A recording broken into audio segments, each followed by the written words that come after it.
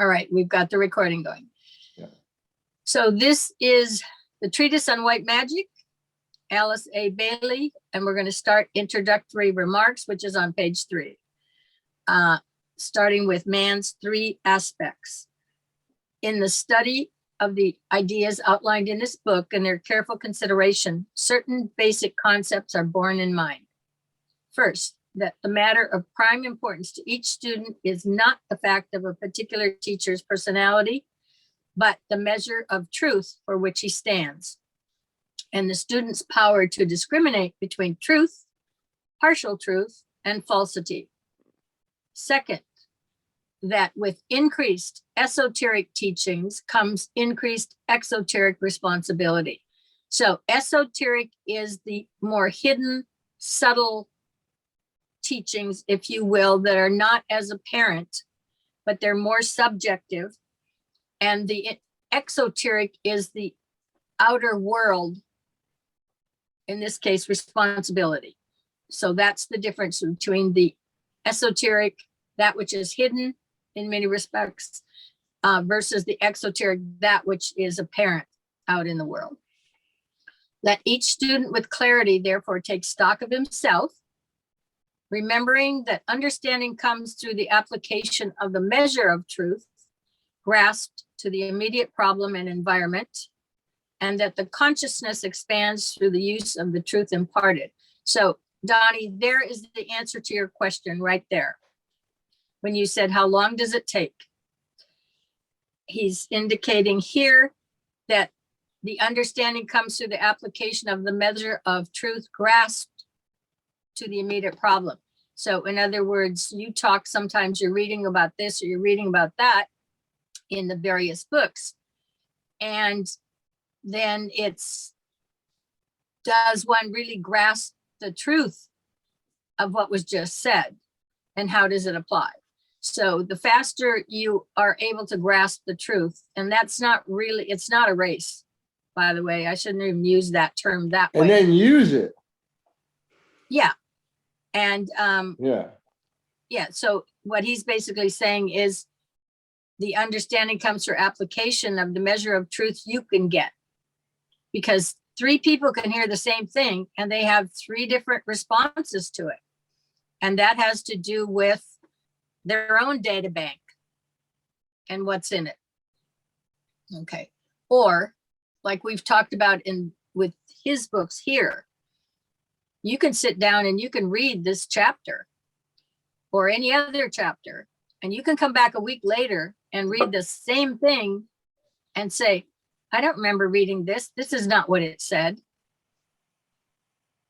You know, that's common to most of the people I know, because in the meantime, certain more information regarding whatever that subject matter has been filled in your brain or your consciousness from the symmetry that's always there.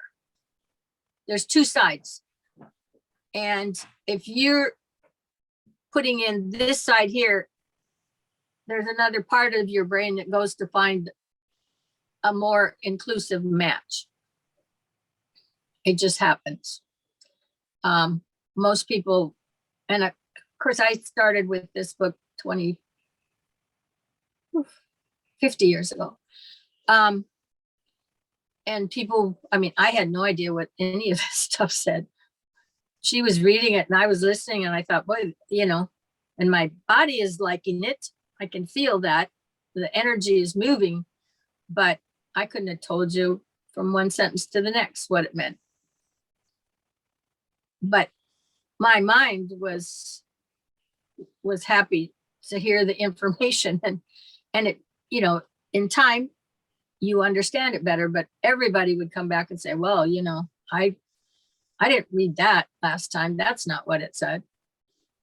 And it's just that you're now grasping a larger measure of truth after having exposed your mind to the material.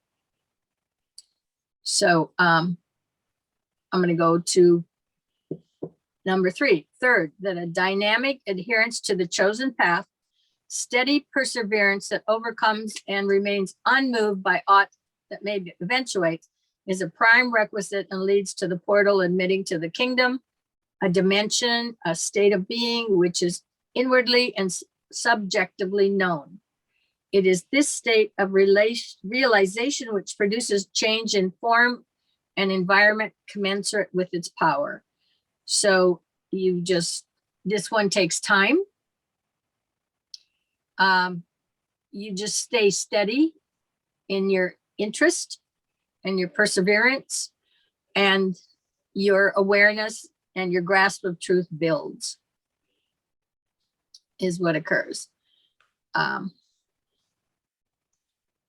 These three suggestions will merit a close consideration by all, and their significance must be somewhat grasped before further real progress is possible.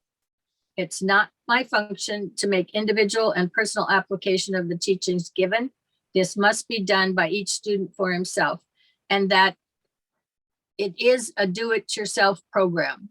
You're always the one who's responsible. Okay. Nobody's going to really push you except yourself. So you have wisely guarded the teachings from the taint of superimposed authority.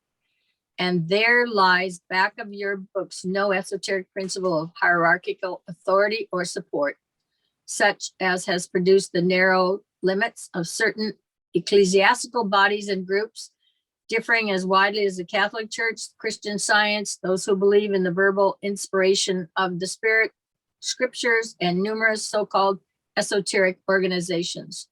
The curse of many groups has been the whispered word that those who know wish, the master says, the great ones command, and the group of silly sheep feebly and blindly tumbling over themselves to obey. They think thereby through this misplaced devotion to contact with certain authoritative personages and to get to heaven by some shortcut. And when I was first exposed to this material, that was still very prevalent. This was, there was a split here between the Theosophical Society and Alice Bailey and Dwalku,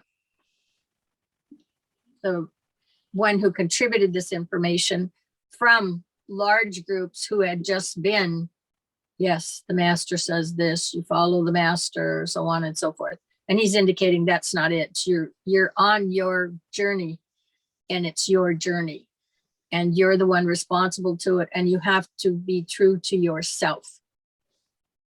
So is that a little bit of what you were talking about, Melissa? That was exactly what I was talking about, because that's where I always had problems with the church, so to speak. Right. Yeah. And it started when I realized there were different versions of the Bible. And, you know, when you realize what like King James Version means, and things were taken out and it was edited and translated this way. And you're like, wait a minute. So, you know, how much of this is just somebody else's take on Melissa, it versus, yes. Carla should know that we went through like kindergarten and first grade at the Catholic school. Yeah, I was in Catholic. Like we grew up in a really like very Polish Catholic. Yeah. It was St. Casimir's was I was there till 5th grade because you had already moved.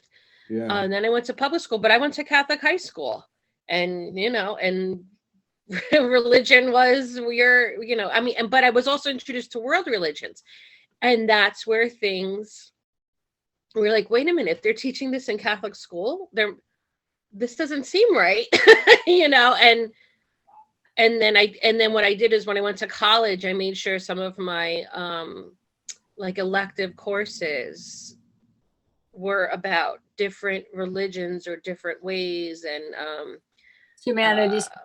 Yeah, I mean, I took a specific class called Death, Dying, and Society, which was that sounds cool. It was probably one of my favorite classes because we were introduced to obviously how different cultures and different religions look at death and where you go, and you look at different rituals and what have you. So that was my, that was my real time of, that's when I read Many Lives, Many Masters, and, really like, hey, something's different than just what was in that book that they told us we had to live by, so yeah, that's exactly what I was talking about. And even though it's that young ingrained in your head, you have to follow this, that's the unlearning that has to happen. Yeah, and this one is basically you are to follow what is truly in your head, in your mind, that is your truth, and that is directing you to up this pathway that's there, Right. for your own salvation, if you will, if that's a Christian word, that one doesn't need salvation in any respects, but there's a pathway, and there you can follow it, and life changes. Yeah. So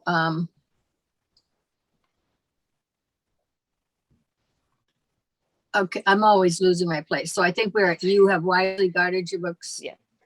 From the reaction, Yes. according to those who claim to be masters, adepts, and initiates. And they've done, I believe, a very good job of that. Some people probably get, I'm thinking of groups that I've seen, they certainly have plenty of respect for Dwell and Alice Bailey here, but I don't think anybody really is ever trained to worship them or anything like that. The materials here, and he pretty much says, take it or leave it. You don't have to follow what I say. I think the introduction in all of his books, the one where it says, I am the Tibetan, and, listen, if it sounds like truth, keep following it. If no, walk away. So you have wisely guarded your books from the reactions according to those who claim to be masters, adepts, and initiates.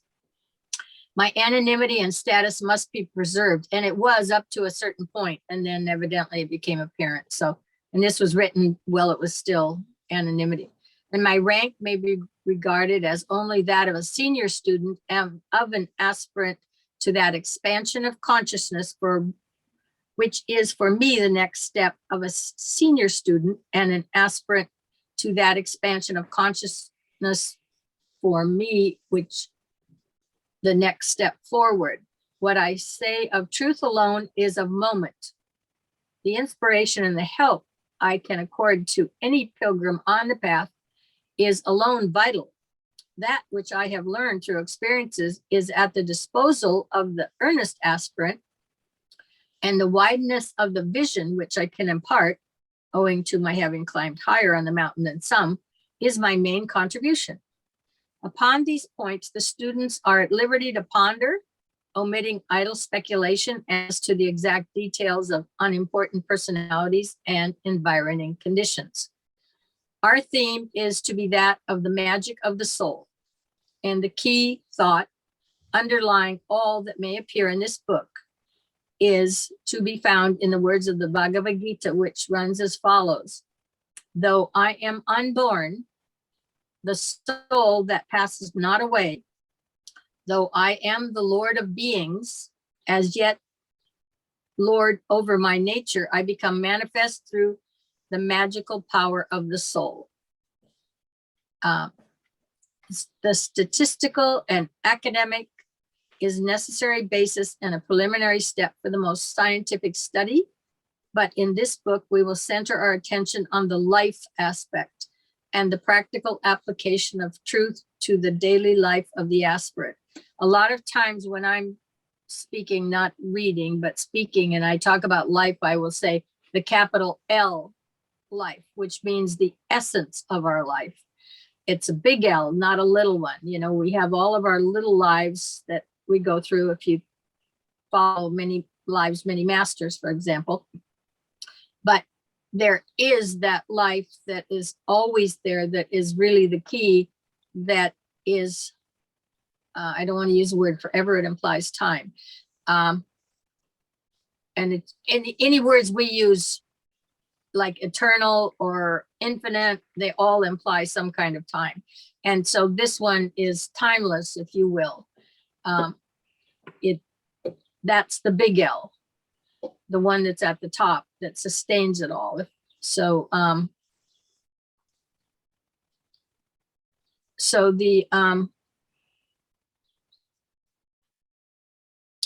the statistical and academic is a necessary, went through that basic. So let us study how we become practical magicians and in what way we can live best the life of a spiritual man and of an aspirant to accepted discipleship at our own particular times, state, and environment. To do this, we will take the 15 rules of magic to be found in my earlier book entitled A Treatise on Cosmic Fire. I will comment on them, dealing not with their cosmic significance or with the solar and other correspondences and analogies, but applying them to the work of the aspirant and giving practical suggestions for the better development of soul contact and soul manifestation. I shall take for granted certain knowledges and assume that the student can follow and comprehend certain technical terms that I may be led to use. I'm not dealing with babes, but with matured men and women who have chosen a certain way and who are pledged to walk in the light. So I seek in this book to do 4 things and to make appeal to 3 types of people. It is based, as regards its teachings, upon the 4 fundamental postulates. These are intended to teach the laws of spiritual psychology as distinguished from mental and emotional psychology, making clear the nature of the soul of man and its systemic and cosmic relationships. This will include its group relationship as a preliminary step, demonstrate the relations between the self and the sheaths which that self may use, and thus clarify public thought as to the constitution of man. And there is a chart in Cosmic Fire on page 117 that we use all the time. And we generally have a copy of it, and I can see to it you get a copy, a digital copy. Unless, Donnie, do you have Cosmic Fire online? Yeah, it's online. Well, no, I mean, because the chart. Oh, you mean a picture of it? Yeah, in other words, Melissa would probably, that would be important for her to have. Let me see if I Doesn't can have to send have it this her. minute, but just when we're done, because that very much relates to number 3, the demonstrate the relations between the self and the sheaths, which that self may use, and thus clarify public thought as the constitution of man. And I think that chart, somewhere on it, he talks about the bottom line or something says constitution of man. That way it gets very easy to see the pieces and distinguish the sheaths, what they are. Sometimes I think they're called veils. I think in the New Testament, the veil was rent from top to bottom, or the curtain or whatever, but sheath is another word I think that you can interact with veil. And number 4, elucidate the problem of the supernormal powers and give the rules for their safe and useful development.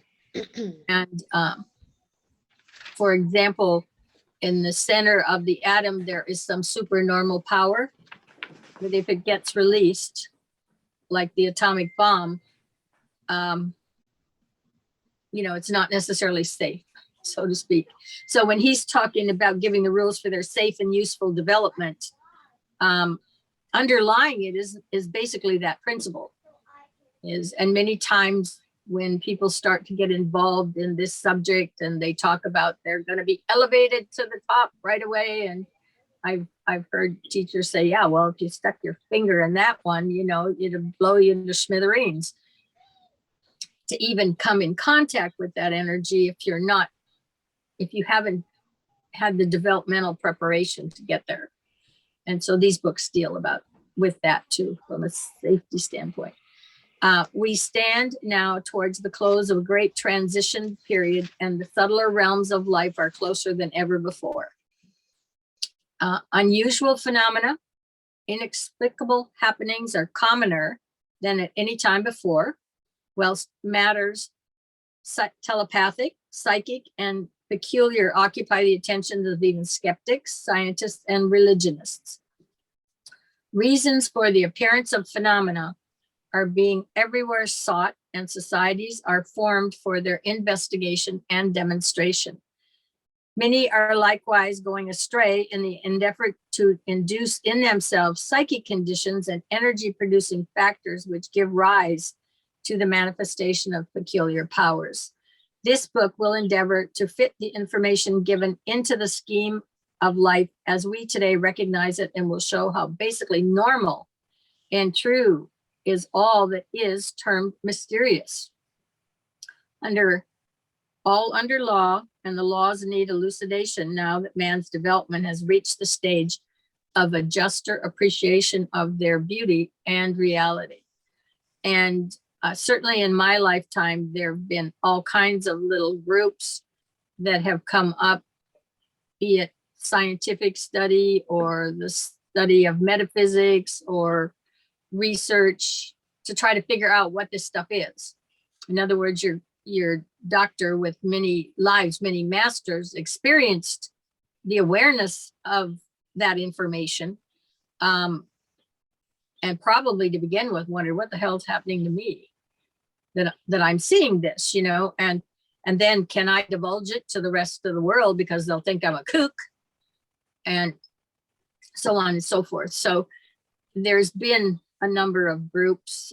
I don't remember any particular names of them in San Diego, which was where I was at that time, but they'll do research on this phenomena and so on and so forth. So looking for people who are more psychic or more this or more that they can study to figure out how it happens. But I think the book Cosmic Consciousness, that's exactly what he did with the phenomena that Bucke had experienced and classified it, but he classified it from a scientific viewpoint. So, you know, there's another move that I think was extremely useful, because it substantiated that having these epiphanies that people do that really changes their life from one moment to the next do occur, and they are relative to man and his experience, and they're just starting to surface in our development. So you probably haven't seen that book yet. I have it, but I have it because when you guys were talking, I wrote down names of books, so I have I started building my library. So I have it, but I haven't gone through that one yet. Because I have to get into a different mindset of like one after another, you know, like I know Donnie reads like 10 books at a time. So right. It's like, you know, it's being able, you know, to do that and maybe being able to go back and forth between that. But I have, mean he's got a place to categorize it all. Yeah. Believe me. Yeah. So right. So as you're saying stuff, I'm writing, I'm like, all right, let me, you know, and I have now that one is online, by the way. You can get a free download out of archive.org of Cosmic Consciousness. And the first, what are the equivalent to 51 pages if you have a physical book. The pages online are not exactly the same, but you come to a chart. And I think I have it over here. Hold on. And just so you, like Carla, so you know, my background, my education, is forensic psychology. So, so when it says changing between, when we read the page before, because that's what I highlighted, just the truth, you know, the truth of the laws of spiritual psychology as distinguished from mental and emotional psychology. So I have the background of the mental and emotional psychology. You know, it's the spiritual that what I'm going to say is dabbled in, Sure. Because like you said, you know, if you start talking about this or questioning, you know, that fear of judgment pox, like people are going to think I'm crazy. Right. So I think that has held back a lot of people from moving forward with trying to find their truth, or you know, to really moving forward. Yeah, and I think probably the last I haven't. Those who are up to maybe 30 years old don't have quite the restriction now because they didn't go to church. Yeah. It's true. Yeah. And they didn't get indoctrinated with that. By the same token, the people who have a Christian background will better understand a lot of this in terms of, you've got a 3-part section, the Trinity, you've got some of the fundamentals, you've got the 5 stages, the 5 initiations that Christ, as you read in here eventually, demonstrated for us, are the you have that basic background, okay, because there was the birth and the baptism and the transformation and resurrection and ascension. Okay, you're going to find that in here, so at least there's some degree of awareness of it. It just, you get an elucidation in these books of the significance of it. And I mean, I understand that 2,000 years ago, I mean, there's no way that you could have talked to the people there about the quantum and your interaction with the quantum. Yeah. They're just not ready. It's, you couldn't bring it to a scientific realm that, I mean, look at the. Well, right. It's always been, yeah, because part of it has always been this, that this weird, like, oh, there's a separation between religion and science, but there really isn't. No, one just leads to the other. Yeah. Yeah. In actuality, the religion was created in the age of Pisces. And now I'm talking about an age that's like 2,600 years long. We're just coming out of that to the age of Aquarius, which is mental. But also that was demonstrated during, and the age of Pisces is astral plane material. So it's emotional. It's all relative to emotion and feeling. So the feelings of love and so on and so forth were imbued and could come down to that level. But now we are moving up a level into at least the lower mental. And so now where the age of Pisces, you just had to believe. In the age of Aquarius, you will know. Mm. So the demonstration will be that what you had to just believe in that age, now you're going to understand the workings of it.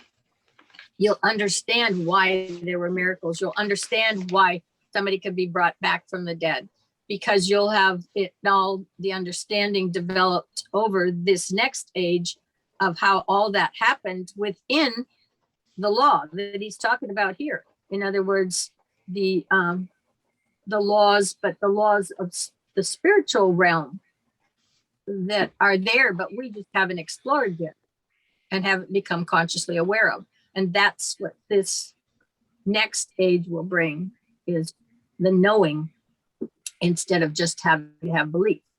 And then it's also going to be the responsibility gets posited with the individual. Nobody else is going to save them all. You save yourself. So in your own time. Yeah. I have the cosmic consciousness. Is it the chart you're talking about? Is it the psychogenesis of man? Yes, on 51. Okay. And because mine is on 43. Oh, okay. Is that as long as you got it? And see at the very bottom, they talk about that cosmic consciousness, the age it appears approximately, and it is absent in all but one of the many millions of people. It is just dawning on as a faculty in the race, and it is at this point peculiar to man and only present few seconds to a few hours in any case, then it passes away all by itself.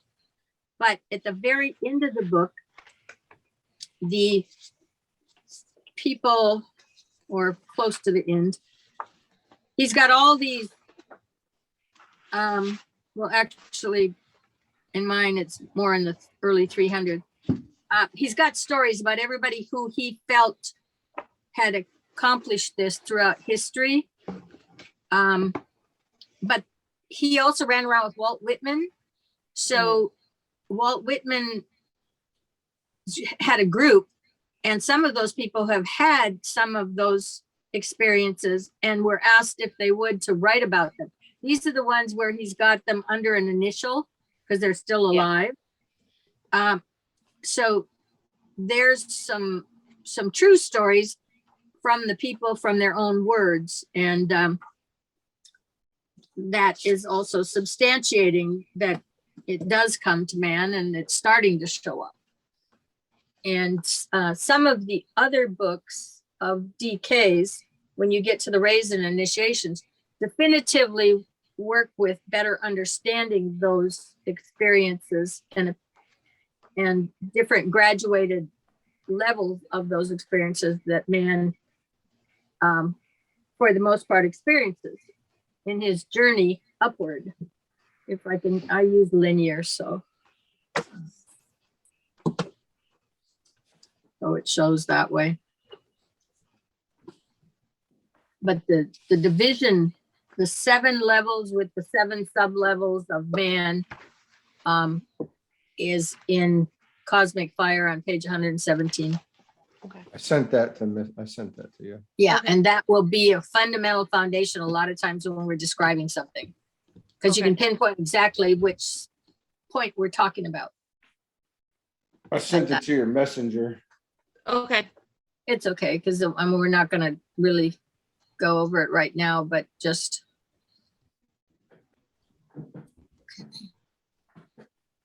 So where am I now? Remind me. Is this the 4 things? We stand now. Or are we down there? Okay. Yeah, we're down towards the end of that paragraph. Yeah, all is under law. Yeah. 3 types of people who respond to this book. Okay. Those who are open-minded investigators who are willing to accept its fundamentals as a working hypothesis until they are demonstrated to be erroneous.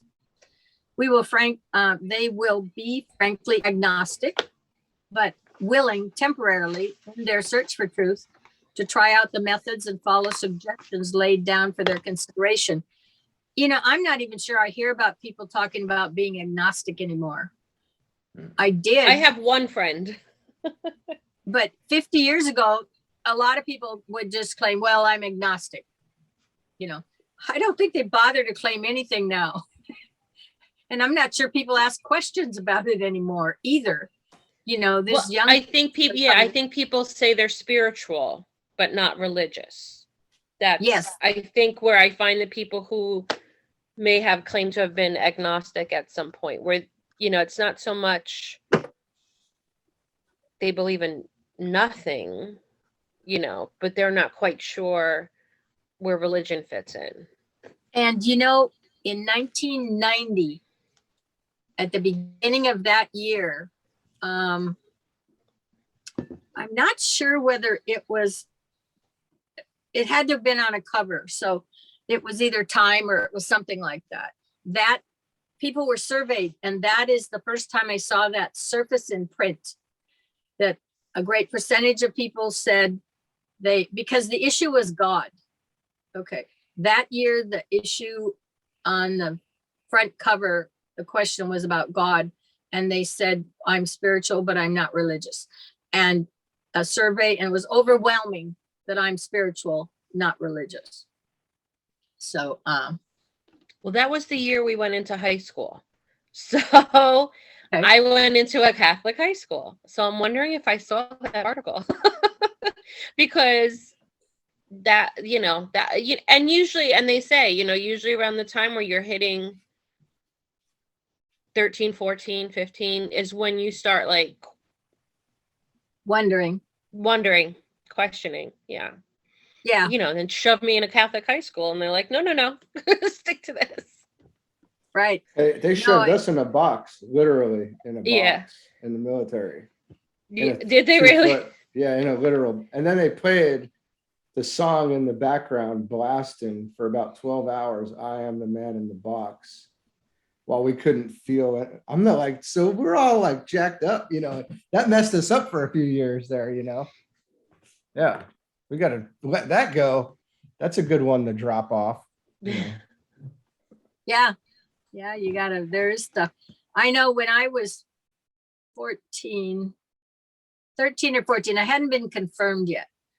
I saw some decisions being made in my church that I did not feel followed in the footsteps of Christ's ideology. And I came home to my mother and I said, all right, I will be confirmed for you. In other words, for the way that we live in a town of 1,600 people. I will go through confirmation and be confirmed for you, and that's it. I'm done with the church.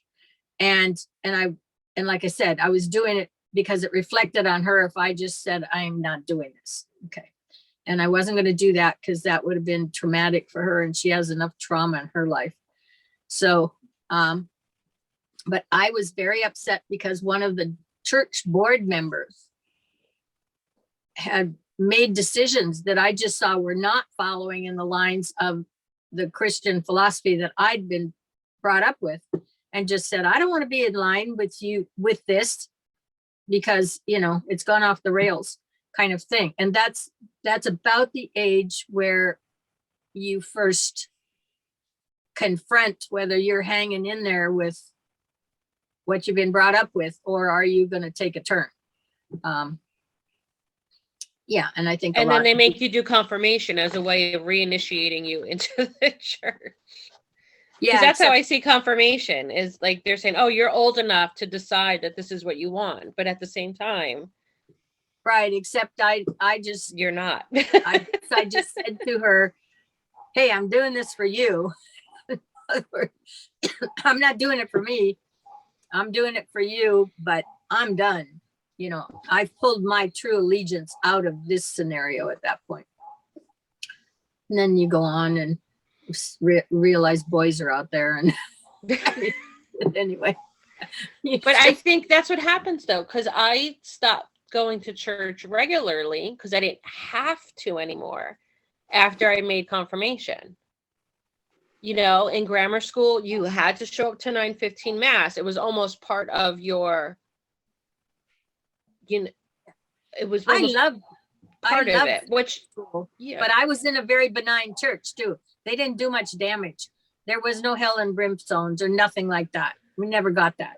So, but after that, and then I was lit the candles on the altar. So I had to go to church then. I never liked church. It's too serious for me. So yeah, I don't even like, I send my, and it's funny when you say like you do it for others, which is true. Like, my younger brother got married first, right, Donnie? And so he did not get married in a church, which my mother was flipped out about. She had such a hard time with that. But they found somebody to have the ceremony who was one of those people who are ordained as priests, but they're, they were married first, but then became a priest after, but they, he was still married. So that was okay. So I had a full mass for my wedding, and it was in our church and whatnot. But now that my daughter is at that age, we put her in Sunday school. We weren't going to, I don't even know. My husband's like, it's kind of like one of those, his mom's still alive, so let's do it. Situations. But I don't force her to go to church. I'm like, for what? She's sick. She's not, she was playing rock, paper, scissors with her friend during the first time we went to mass. I'm like, forget, we're not doing the church thing, but I'll let her go and get a basic understanding of what it is. But they need some foundation. They need to know it's there. you Yeah. know. I think if they let me wear my sweatpants, I would have been a lot better. I never liked those shoes. They were never comfortable. on my Right. We feet. have, Sorry. well, My now feet. kids show up in their pajamas, Donnie. You Well, should at least see they're them. going, They're you in know, they're like probably happy. jammies and flip flops. We had, That's what I'm in. I was I not like it. allowed. Yeah. You couldn't show your, my mom's like, you can't wear a tank top to church in the summer, like, or shorts. You can wear a dress, but don't wear shorts. So, but don't forget our parents I mean, came a up. tank top. I don't know. That even sounds weird for. That's what I said. You weren't allowed to wear like a sleeveless shirt for, Who you know, for cares? girls, you know, but you know, our parents also came up and were through the system around before Vatican II. You know, they were wearing the veils on their heads and stuff like that coming up through the church. So even allowing us to not be to the nines every Sunday, I guess, was their little bit of freedom. I don't know. It's, you know, And then the it's 60s generational, I guess. Once the 60s came, Yeah. you know, things changed. Period. Yeah. And your Vaticans were in around that time too. Yeah. So, but yeah, that ripped some of it out from underneath it, but it didn't improve the direction that you're going to see in this book. Okay. In other words, it didn't change that. They didn't give up their power. Right. You know, to me, the church is like a third party payer. If you want to go to heaven, just pay us. You know, you got to do your duty, you got to pay, and then you'll get there. Just be a good person and make your contribution, you know, and because you're going to get there through them, not through Christ. You're going to get through there through the church. They took that over and took away what this book gives you back. Is this is your journey. He showed you the way. It's done, but you've got to make the journey personally. And that was a hard sell. Let's face it. 2,000 years ago, hey, do this, believe that, get on a cross, get pounded, nailed, and dead. Who's buying that? You know, it was a real hard sell 2,000 years ago. So I can see why the church went the route it went, but it became an insurance policy. They just took over the role of where Christ said, you can only get here through me, meaning you're going to follow the same journey I did and become like I am in terms of quality and so on and so forth. The church took that over. And then, of course, it got really bastardized, if you will, over time. You know, they just sell you a ticket, make a big contribution, so on and so forth. So this material brings you back to, all right, here's what he did. This is basically how he did it. You have a choice. You can follow whatever. Ultimately, you all get there, but some like to fast track it a little. And for ones who want to fast track a little, this material has some interesting information. So, but there is no way in the first, second, third centuries you could really push the process of getting up there and getting pounded on a cross, you know, and buying it as a way to live. So, and when we realized that for the most part, for the last 2,000 years, the general populace has not even been involved with the information in those Bibles.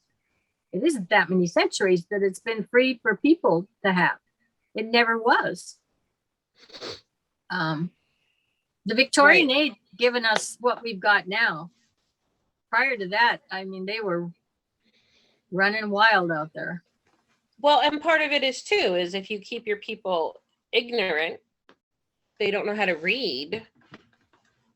Right. How can they think for themselves, you know? So it's the best to keep them uneducated is the easiest way for someone to keep their power over those people. I mean, it's still true today. Yeah, you know, for sure. Okay, so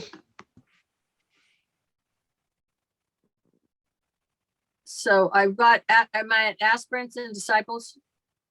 Yes. Aspirants and disciples, they will study this treatise in order to understand themselves better, and because they seek to help their brother man. They will not accept it dicta blindly, but will experiment, check, and corroborate with care the stages and the steps laid down for them in this section of the teachings of the ageless wisdom. 3, there's initiates. These persons will arrive at a meaning which will not be apparent to those in the first group, and which will only be suspected by more advanced members of the second. And so there we go back to that original statement of how much of the truth do you recognize? Because that applies here in as much as it's saying basically the same thing. These persons will arrive at a meaning which will not be apparent to those in the first group, which will only be suspected by the more advanced members of the second. Within themselves, they know the truth of many of its statements and will realize the subjective working out of many of the laws. These laws of nature have effect in 3 distinct realms. Physically, where they demonstrate as effects in a dense form. Etherically, where they demonstrate as the energy lying back of those effects. And mentally, where they concern the impulses which produce the other 2.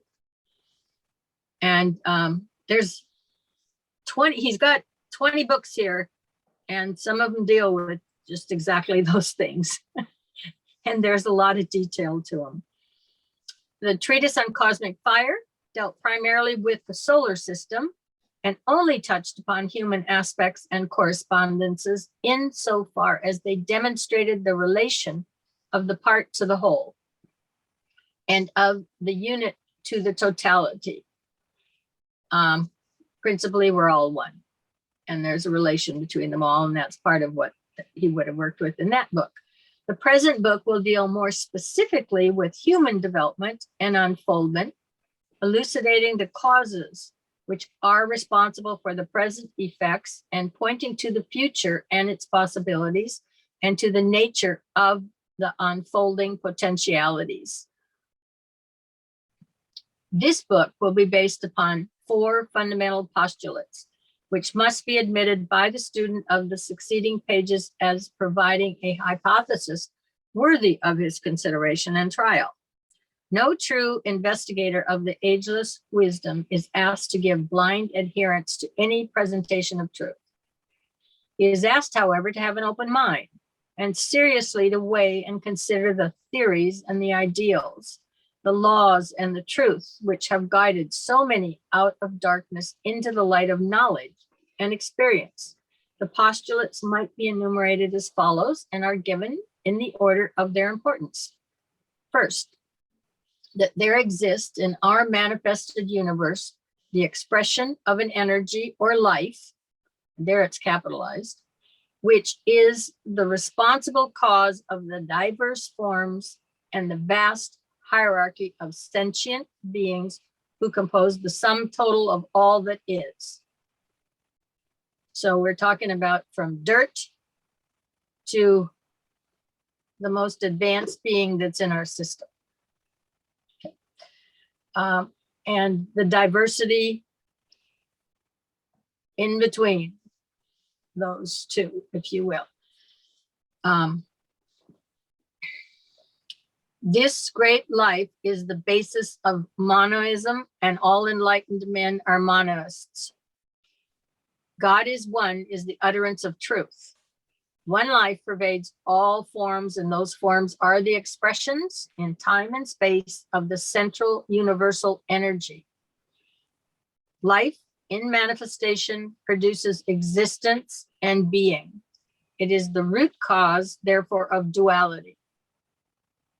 This duality, which is seen when objectively is present and which disappears when the form vanishes, is covered by many terms, which, for the sake of clarity, the most usual might be listed. Life and versus form, mother, father, positive, negative, darkness, and light. yeah, there's a lot in that paragraph that there's a lot of comments, but I'm going to let them go so we keep moving here. Students must clearly have this essential unity in mind when they talk, as they needs must, in the finite terms of duality, which is everywhere, cyclically and apparent.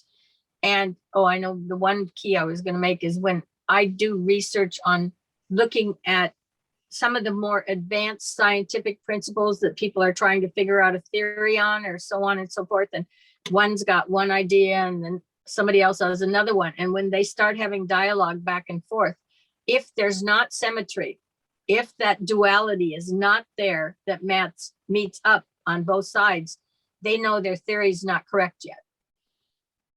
It's just one of the fundamental pieces that has to be part of a theory. If that part isn't there yet, they haven't got it all, and they know it. So when we talk about the essence of duality here and how important it is, the essential, even scientists know that when they're trying to explore developing a theory about this or that, or how this or that works.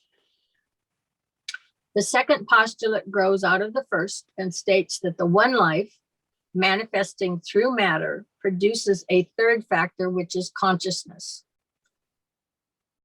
This consciousness, which is the result of the union of the two poles of spirit and matter, is the soul of all things. It permeates all substance or objective energy. It underlies all forms, whether it be the form of that unity of energy, which we call an atom, or the form of a man, a planet, or a solar system. So it's the union of the spirit and matter which produces the consciousness, and they therefore are talking about it functions through the entire system that we can have any consciousness of. This is the theory of self-determination, or the teaching that all lives of which the one life is formed in their sphere and in their state of being become, so to speak, grounded in matter and assume forms whereby their peculiar specific state of consciousness may be realized and their vibration is stabilized. Thus they may know themselves as existences. Thus again, the one life becomes a stabilized and conscious entity through the medium of a solar system, and is essentially, therefore, the sum total of energies of all states of consciousness and of all forms in existence. The homogeneous becomes the heterogeneous, and yet remains a unity. The one manifests in diversity and yet is unchanged. The central unity is known in time and space as composite and differentiated, and yet when time and space are not, but being states of consciousness, only the unity will remain and only spirit will persist, plus an increased vibratory action, plus capacity for an intensification of light, when again the cycle of manifestation returns. Within the vibratory pulsation of the one manifesting life, all the lesser lives repeat the progress of being. Gods, angels, men, and the myriad lives which express themselves through the forms of the kingdom of nature and the activities of the evolutionary process, all become self-centered and self-determined. But when they talk about repeating the process, a closer to home example of that is that a person, when they go through the that first 9 months, that cycles through all the repetitive processes of organic life on this earth to create that pattern up to the most current one. In other words, it starts with a single cell, and the divisions of that cell repeat and reflect earlier forms of life until you get to finally the most advanced product, which is a full human being, distinctive from all of those earlier stages, and the most advanced. And so when they say it's all here now, it truly is all here now. It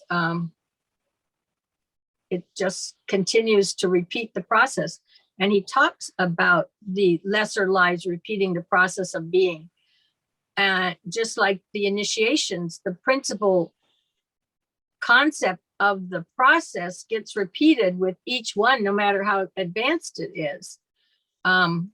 Because everything is a reflection of a reflection of a reflection that originally comes from, when you see the chart on page 117, starts with the top, comes down, but it's constantly a reflection of it.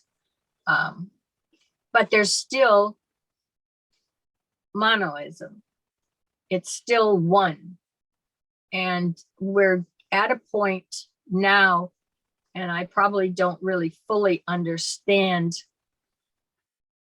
the metaverse and all of this concepts that science, or I'm not sure it's fully science, but they're trying to sell to the marketplace. And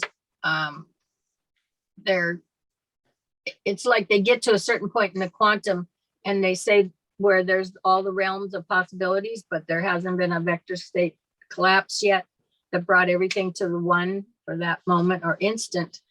And they say, well, you can be living out in all of those realms at the same time. You're living all these lives, and that to me is a diversion from, you've got one life, you've got one ultimate source, which you see on that chart is ultimate at the top. It's the monad, but you're the divine spark off the chip off the old block, if you will, that's been running through all this until you get back to there. But you're not out smattered through the universe, having all these different existences all at the same time, which is what's trying That's not our experience. Pardon? That's not our experience. No, it's not, but it's what's trying to be sold right now to the general populace. And I have friends, in fact, that's making people crazy. Well, sure, but it's meant to not send them up. It's meant to keep them down and not to evolve, not to go through this process we're talking about here, not to enlighten themselves. I can see that. Yeah. That's crazy.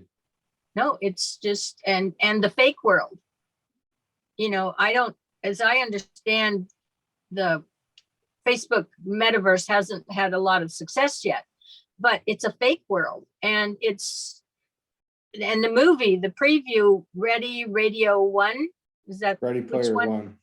Ready Player One, was an indication of where they would project that to go. That was just a shadowed precursor. Spielberg put that one out to what Zuckerberg's trying to sell now as a life experience. The guy lived in a container, right, that had been made into a living space. Second story of the container. He was in the second one, stacked. He had a job he went to for a little bit every day. And then he came home and he was in cyberspace. Mm-hmm. And the rest of the world was occupied with cyberspace. So he didn't have a developmental cycle that was something like this. Secondly, he was entertained, so he didn't look around to see that he didn't have anything and hadn't built a solid life. And originally was having a hard time interacting with a female in terms of any kind of pairing that was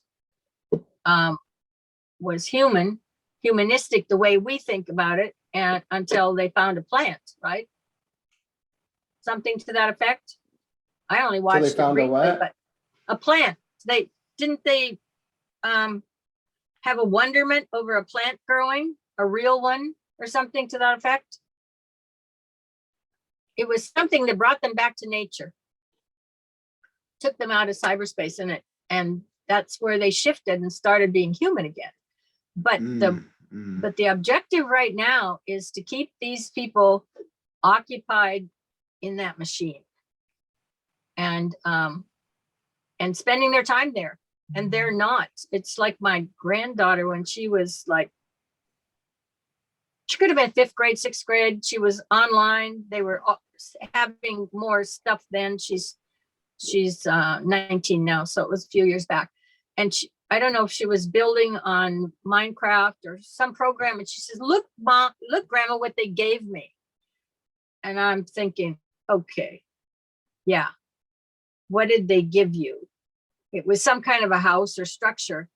And I thought, you are spending all your time here instead of learning, instead of all of the preparation for going forward.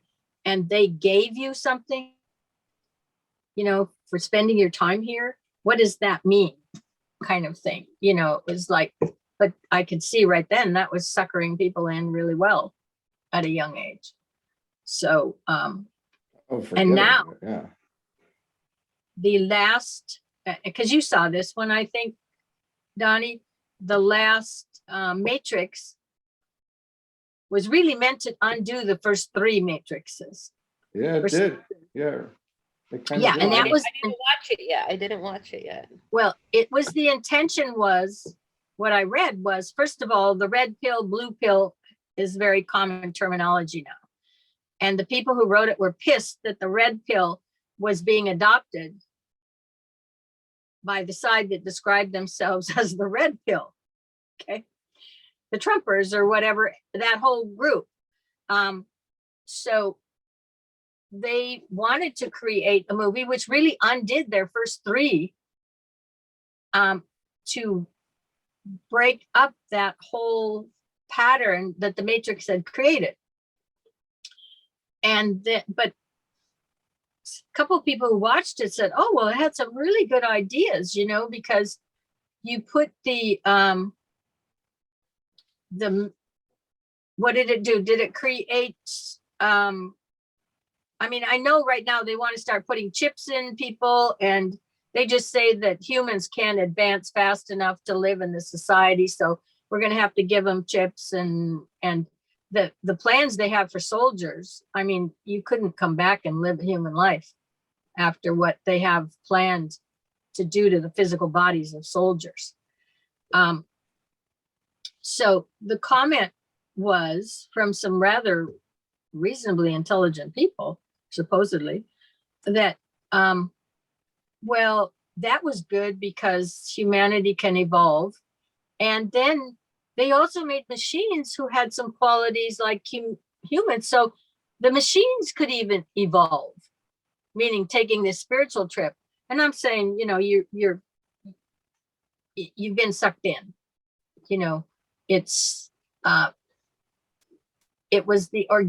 organic nature of everything that's on this planet that's a part of it. Okay.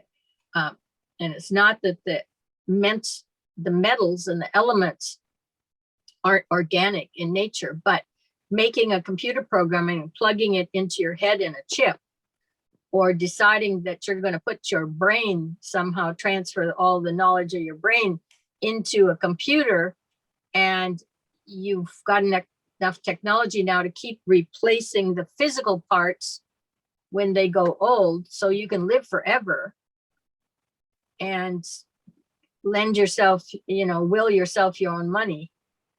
Is, I mean, that's what's happening up in Silicon Valley. That's their ideas. That's what they want to do. Is not the growth pattern for this planet. Sorry.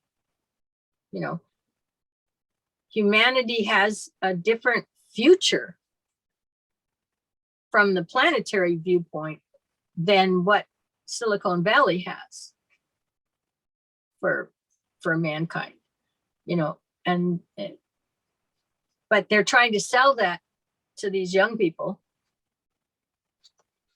You know, that's the story. That was the effort. Like I said, I don't think the metaverse is doing too well for people.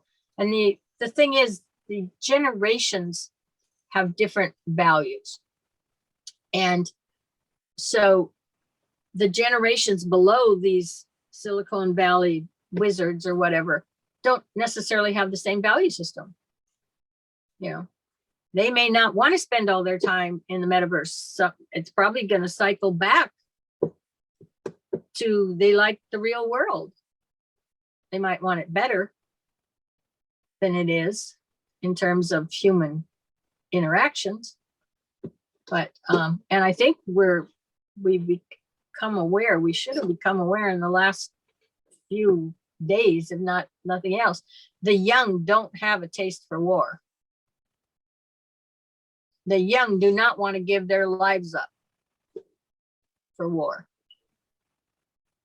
Well, You know, and good. go ahead. I mean, I feel like that anyway right now. Yeah, but look at when you were right out of high school. Where did you go? Yeah, I don't think that they should do that. No, but you went into the military, right? Yeah, Yeah, and you were willing to jump in. right. And what I'm saying is, I think that's a hard sell That's for good. the young ones now. I Yeah. agree. Yeah. Which You know, is and great. yeah, it is. It is, because it's great.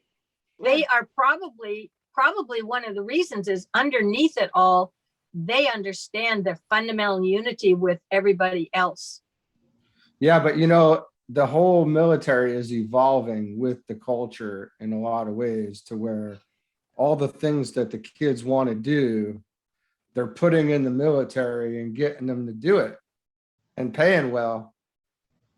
You know, Yeah, but what the whole I'm- cyber thing and all this, Mhm. it's not a lot of, and then there is still this outlet for this, you know, man, you know, or testosterone. There's still that outlet there, but then Yes, there's there this is, whole but what cyber I'm thing and saying all is that in the nerd stuff last, too. but in the last week, when there was a call to go to war over in Ukraine, and there was a call from a lot of different directions, from our direction, part of Europe's direction, and those young. Well, look what's happening with a lot of Russian soldiers. They are going into the Ukraine and then they're going into hiding so they don't have to fight because they don't believe in what they're doing. Right. But fundamentally, I think they don't believe in war anymore. They don't believe in Yeah. killing people. Yeah. And so, and it's probably because what we haven't recognized yet with those groups is they understand humanity is one. They have a fundamental understanding underneath it all that it isn't nationalism, us against somebody else. We're all people. We all want to live. We all want a life. And we don't want these ideas to be in the way. Right. Like Because ego to me it's exactly what I think. At the top I said because part of my job I'm a trainer at my job, but like we are going into what they call the soft skills, which I find is very funny. So one of those soft skills, see how they kind of label it something where this is soft, this is la la la, is emotional intelligence. But that's exactly where we're pushing, the younger kids, the Zennials or whatever they're called, not the millennials, but whatever, the Gen Zs. The Xenials, yeah. with the Z everyone. workforce, yeah. I mean, but they were raised with more consciousness. You have us, the Gen Xers, who are looking to get back to ourselves, and we're doing more meditation, more this. So now these younger generations are like, oh, that didn't work for them, and look at where and it's very interesting how they're picking up, I think, quicker on what we're experiencing. Like, oh no, this way of life isn't working quite right because I'm miserable, so let me let's get back to basics, back to humanity. Like, even though we do find ourselves online all the time, and there's more of a and I think that's part of it. There's more of a connection. Like there's a good and a bad to this with this metaverse situation, but there's more of a connection because people can create more empathy for those in the Ukraine. Like, what's going on? You have people over here, the millions of dollars. People are like, this isn't right. You know, before it wasn't in our face the way it used to be because of technology. Everything Donnie went through, I knew this much about. That much. You were given what they were allowed to show you. But now you have everybody with their phones being like, this is what's really happening, people. And it's broadcast throughout the world. So in a weird way, I think this metaverse they're trying to create is backfiring. Oh yeah. Because what people are seeing is reality. Like, wait a minute, what? This is what's really happening, you know, and we're not so disconnected. Like more people are caring about what's happening in the Ukraine than I think maybe 20, 30 years ago, we would have been like, oh, well, the Russians are going into Ukraine. Oh, well, it has nothing to do with me. But now you see it and you're like, wait a minute. You know, I think more people are feeling the connection. They just don't know it because they're so, again, used to what reality was, what they claimed reality is being thrown at us. Nobody's ever told you this, and nobody's ever said these things to us. Right. But like I said, like when whatever Donnie went through, I know really very little, you know. Right. You know, other and then even with when you know, Donnie, when Uncle Steve went to Vietnam, he didn't speak of it. He just told us, the only thing he ever told us was like he ate a lot of sandwiches. You know, and he gave us a very mild account. Like he's like, he wasn't really in anything, but my aunt said he had nightmares. So I'm sure. You know, sheltering us from reality, I think, caused a big chunk of years and years and years and generations of a problem of losing connection with reality. And now these kids are seeing it in front of their faces, and you can only parent block so many things, but you know, being able to open up those doors and discuss what it is and being able to create a comfortable space where they can start exploring at a young age versus middle age of right. What is, I think, like that's the part that backfired on, I think, Silicon Valley a little bit. I think that's where they're going to find the resistance, is because you know, people are smarter than they're taking for granted. I think they tried dumbing us down for a while, but I think that's what's backfiring. Yeah. So am I on number 3 now, page 7? The third basic postulate. Where's 3? Yeah. Must be. Yeah, because we went through the self-centered, self-determined part. Yes. The third basic postulate is that the object for which life takes form and the purpose of manifested being is the unfoldment of consciousness, or the revelation of the soul. So that's a big sentence there. This might be called the theory of the evolution of light, when it is realized that even modern scientists is saying that light and matter are synonymous terms, thus echoing the teaching of the East. It becomes apparent that though the interplay of the poles and through the friction of the pairs of opposites, light flashes forth. The goal of evolution is found to be a gradual series of light demonstrations. Veiled and hidden by every form lies light. As evolution proceeds, matter becomes increasingly a better conductor of light, thus demonstrating the accuracy of the statement of the Christ, I am the light of the world. So can you imagine what some of those stars out there are? Mm-hmm. If they're, the goal of evolution is a gradual series of light demonstrations. I mean, we look at those stars, look at the light they're exposing. The fourth postulate consists of the statement that all lives manifest cyclically. This is the theory of rebirth or of reincarnation and the demonstration of the law of periodicity. Such are the great underlying truths which form the foundation of the ageless wisdom, the existence of life, the development of consciousness through the cyclic taking of form. And of course, that did not fit into the way Christianity was practiced in the last 2,000 years, because basically they never focused on the fact that you got a number of shots at it. You know, as far as, I mean, they would have never been able to control man if that awareness had been out there that, hey, if you don't make it this time or you don't gain everything you wanted, you know, there's another round coming. Because then Yeah, that why was would, the point. That was the point that hit home with me when I found out that that used to be in the Bible, that there was a section on rebirth, reincarnation, and that's where I was like, that was part Yeah. of those. Yeah.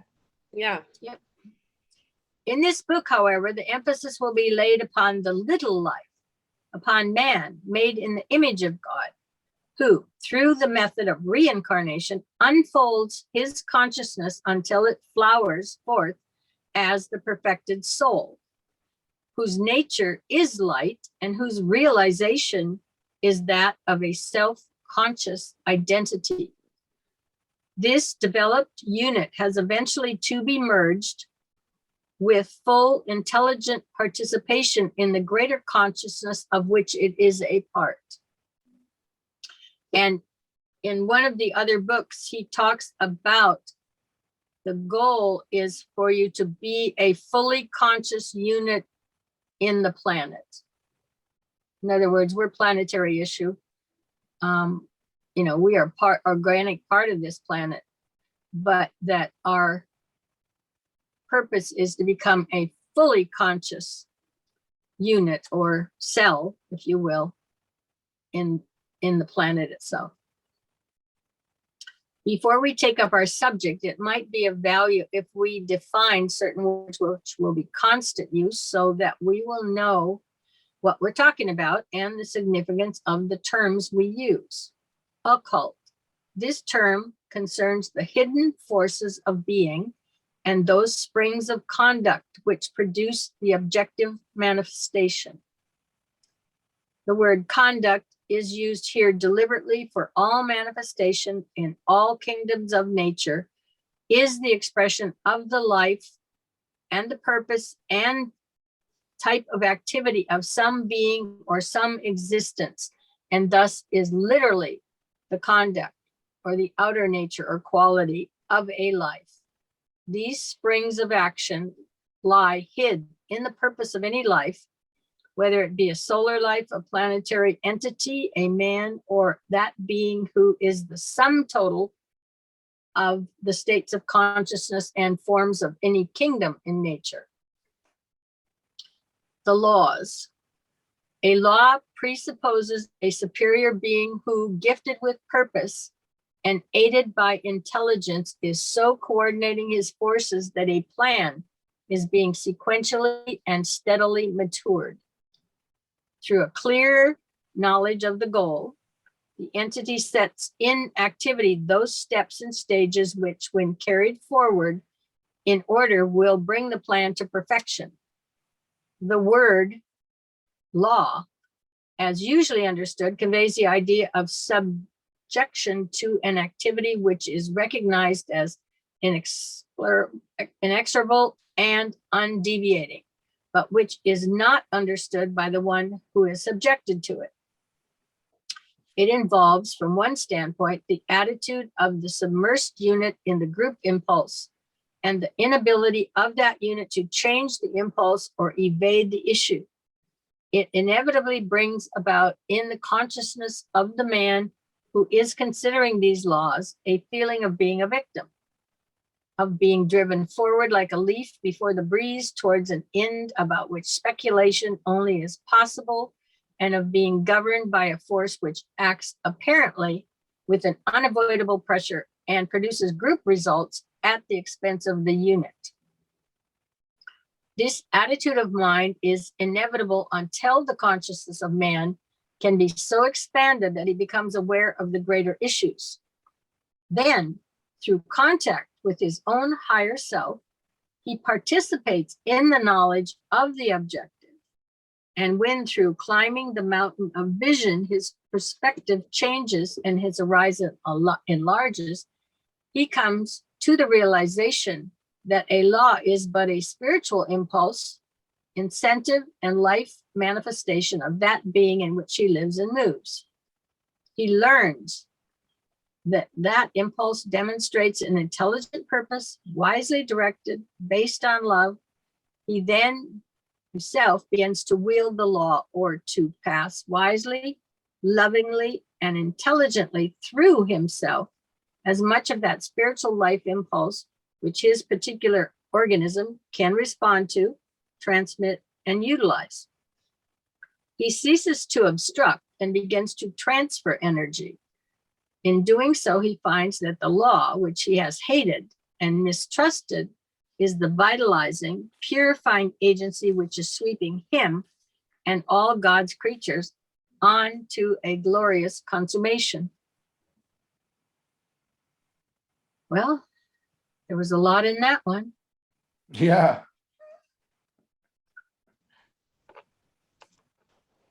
Psychic.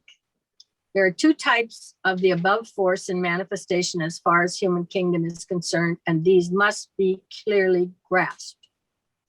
There is the force which animates the subhuman kingdoms in nature, the ensouling energy which, brought into conjunction with the energy of matter and self, produces all forms.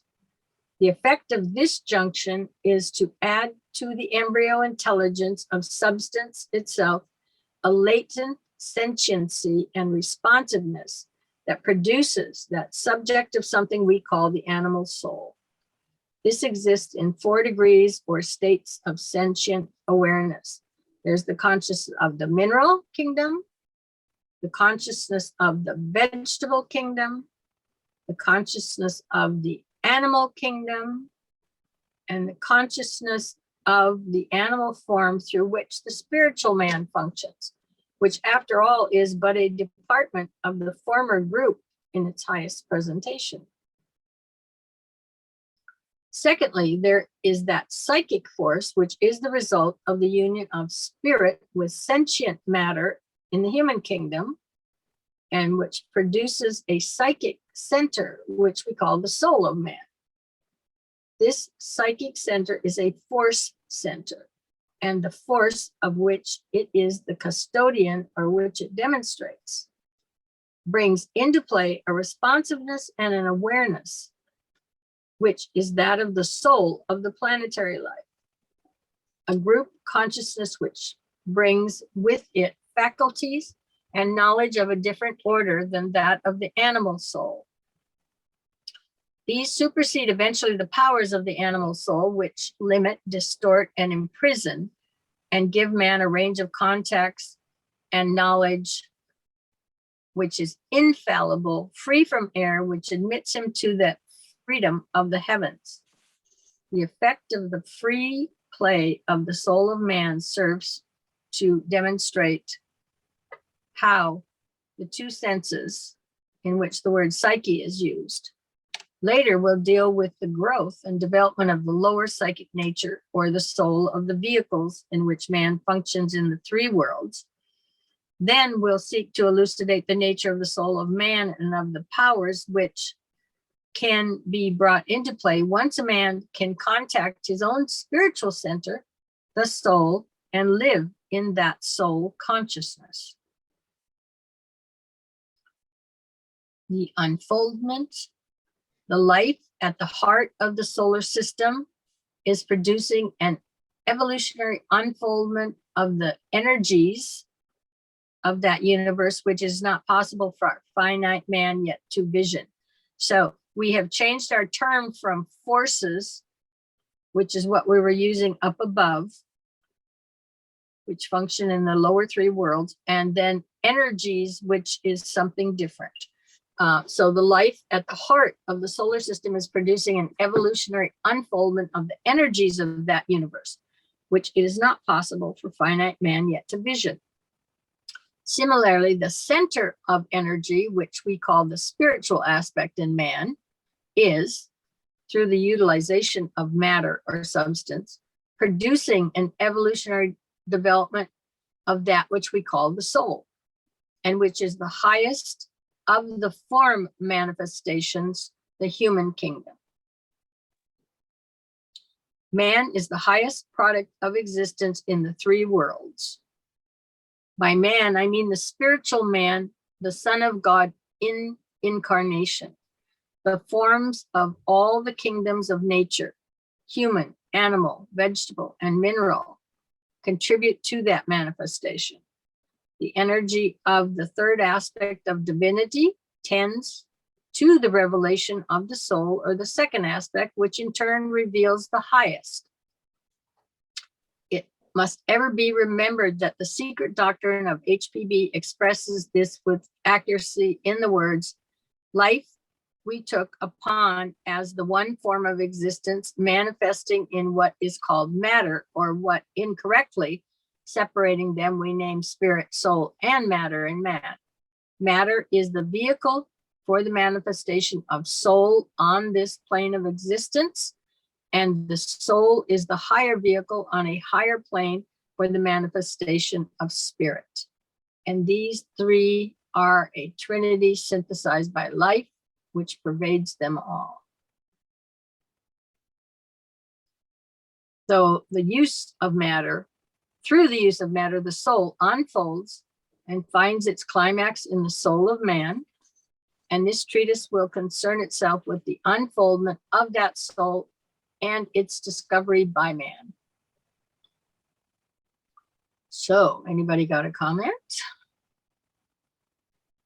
A lot of material here. 5, knowledge might be divided into 3 categories. First of all, there's theoretical knowledge.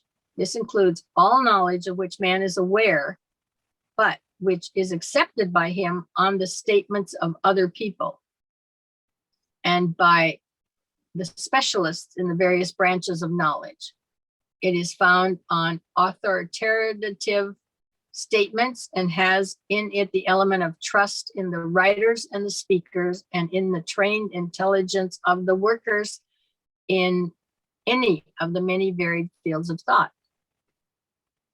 The truths accepted as such have not been formulated or verified by the ones who accepts them, lacking as he does the necessary training and equipment. The dicta of science, the theologies of religion, and the findings of the philosophers and thinkers everywhere color the point of view and meet with ready acquiescence from the untrained mind, and that is the average mind. So, I think we're going through some of that now in this country, certainly, probably in the world, but certainly in this country, even in terms of information we get and where, we're not necessarily even able to trust our scientists and our medical industry at the moment on face value, where we always did before. Then secondly, we have discriminative knowledge, which has in it a selective quality and which posits the intelligent appreciation and practical application of the more specifically scientific method and the utilization of test, the elimination of that which cannot be proven, and the isolation of those factors which will bear investigation and are in conformity with what is understood as law.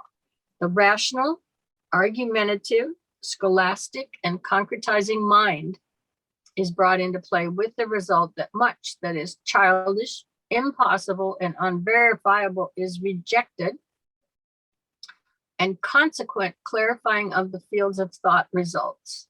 The discriminating and scientific process has enabled man to arrive at much truth in relation to the three worlds. The scientific method is, in relation to the mind of humanity, playing the same function as the occult method of meditation plays in relation to the individual. And he's talking about in his first two stages of concentration and prolonged concentration or meditation. Through it, right processes of thought are engendered, non-essentials or incorrect formulations of truth are ultimately eliminated or corrected, and steady focusing of attention either upon a seed thought or a scientific problem, a philosophy or a world situation results in an ultimate clarifying and the steady seeping in of right ideas and sound conclusions.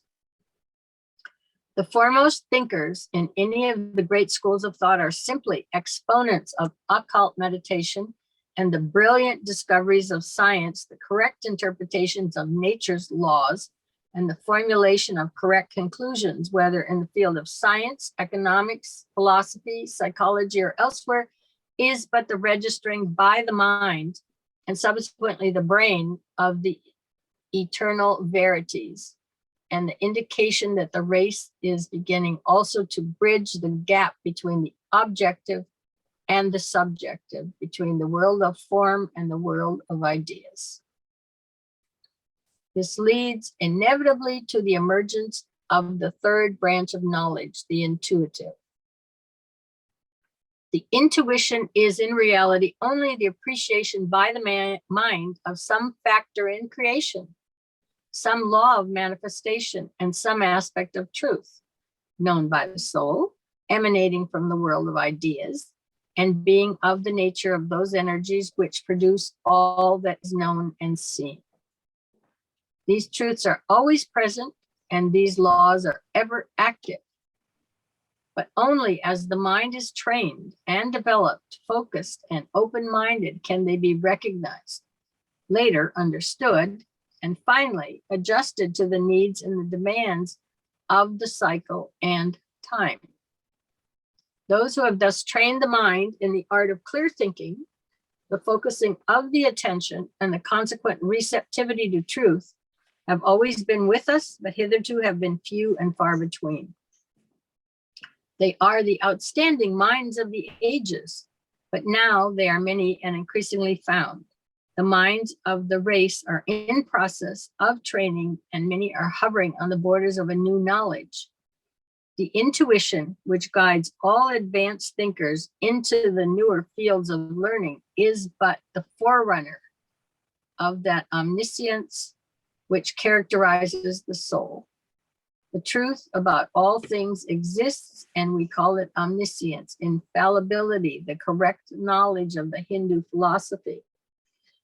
When a man grasps a fragment of it and absorbs it into racial consciousness, we call it the formulation of a law, a discovery of one or other of nature's processes. Hitherto, it has been a slow, piecemeal undertaking. Later, and before so very long, light will pour in, truth will be revealed, and the race will enter upon its heritage, the heritage of the soul. In some of our considerations, speculation must perforce enter. Those who see a vision that is withheld from those lacking the necessary equipment for its apprehension are regarded as fanciful and unreliable. When many see the vision, its possibility is admitted, but when humanity itself has the awakened and open eye, the vision is no longer emphasized, but a fact is stated and a law enunciated. Such has been the history of the past, and such will be the process in the future. The purely speculative from the standpoint of average man, and the future is equally so, but he himself is the result of that past, and the future will work out of the sum total of his present characteristics and qualities. If this is true of the individual, it is then also equally true of mankind as a whole. The unit in nature, which we call the fourth human kingdom, represents that which is the product of its physical heritage, Its characteristics are the sum total of its emotional and mental unfoldment, and its assets are those which it has succeeded in accumulating during the cycles wherein it has been wrestling with its environment, the sum total of the other kingdoms in nature. Within the human kingdom lies potentialities and latencies, characteristics and assets which the future will reveal and which in their turn determine that future. And part of Cosmic Fire elucidates a little bit about some of those potentialities and latencies and characteristics and assets. You know, they will talk about it. And the book Twin Dimensions is the one that talks about the developmental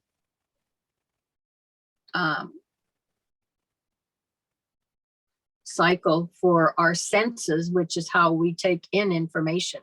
I mean, it comes in through one of our 5 senses on one of the 5 sublevels of each of those senses. That's how we get information, experiences, sound, everything. You know, if you're not getting something in there if it doesn't come through one of those 5 senses in one of its 5 dimensions. Yeah. Sometimes I labor on the point that people don't realize the only thing they really have is this body. You know, they think they're their car, they think they're their house, but if they don't have a functioning body, nothing's going to happen. And everything happens because of it. They create that world out there that they become part of. So the operating system on the physical body, you know, should be kept as intact as possible. Let's put it that way, without the distortions. That's why, unfortunately, for the generations now that have been directed deliberately, intentionally, actually, for the consumption of these drugs, you know, pretty soon parts don't work anymore. The receptors on the nerve endings, so on and so forth. You know, it does damage, and the physical body is, when you get into the physics of consciousness, he explains exactly how we create consciousness with this body. That's what this body is here for. That's what we are doing with it. We are literally the machinery creating the consciousness and we're the workers doing that. You know, the soul wants that experience, but it sends down the incarnation, in other words, to create the physical body to do the job. We're the creators, we're the miners, we're, however you want to look at it, is, you know, we're the little robots for that. We literally are a form of robot in that regard, for the purpose of the soul that's sent down here. You know, it's like the Matrix in reverse. They couldn't have made it successful if it had been the soul that was working the body and we just saw ourselves in the movie. They had to drop it down one level. So the machinery is using the human kind of thing, because we wouldn't identify with it then and really invest in the ideology. It would have been a boring movie if we had looked at, but basically that's really what happens. The soul determines it's time to incarnate. The choices are made not by the soul as to where it incarnates. Soul doesn't have that kind of perspective. For the overall, it's the 4 lords of karma who are at the top of our chart on page 117 of Cosmic Fire that make the decision of what is the correct placement for the objective of the soul's purpose in incarnating. But then they've also got the overview, because I'm going to be able to speak to Donnie on this. I'm going to try to explain to you the other, because the soul is placed on level 5 sublevel 3, okay, of a chart that has 7 levels with 7 sublevels, which is considered the 49 fires. So it can't have the perspective of what's appropriate for the entire 7 levels, 7 sublevels. The soul doesn't, because it's way down here.